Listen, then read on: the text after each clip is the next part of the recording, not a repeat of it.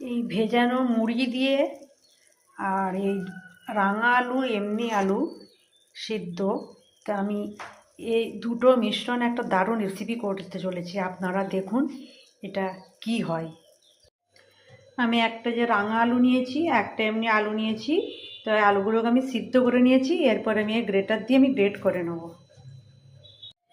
দেখুন এই যে আমার দু রকমের আলু আমার গ্রেট করা হয়ে গেছে।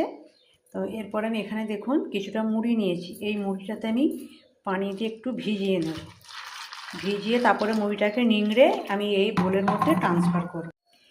এই ভেজানো মুড়ি দিয়ে আর এই রাঙা আলু এমনি আলু সিদ্ধ, তা আমি এই দুটো মিশ্রণ একটা দারুণ রেসিপি করতে চলেছি। আপনারা দেখুন এটা কি হয়। দেখুন আমি মুড়িগুলোকে ধুয়ে পানি নিচড়ে এই বোলের মধ্যে নিয়ে নিয়েছি।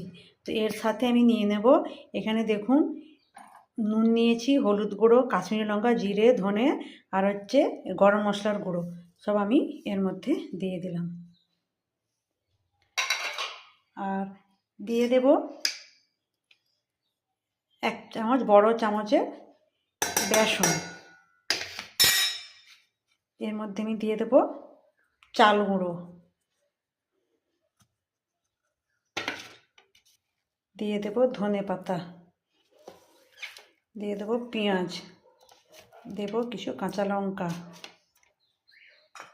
আর দেব আমি 1 চামচ আদা রসুনের পেস্ট। তো এইগুলোকে আমি সব একসঙ্গে ভালো করে হাত দিয়ে আমি এখন মেখে নেব। যেমন আমরা আটা মাখা করি সেই রকম আটার মতো ভালোভাবে মেখে নেব। প্রয়োজন হলে আপনারা একটু পানি দিয়েও মেখে নিতে। দেখুন এই যে আমার সব মাখা হয়ে গেছে, আটা মাখার মতো মেখে নিয়েছি। নিয়ে এবার গোল গোল করে একটা বলের আকারে, আপনার বলের আকার বা পেঁয়াজের আকার আপনার যেরকম যেমন ইচ্ছা শেপ দেবেন। দেখুন এই যে বলের আকার আমাদের শেপ দেওয়া হয়ে গেছে।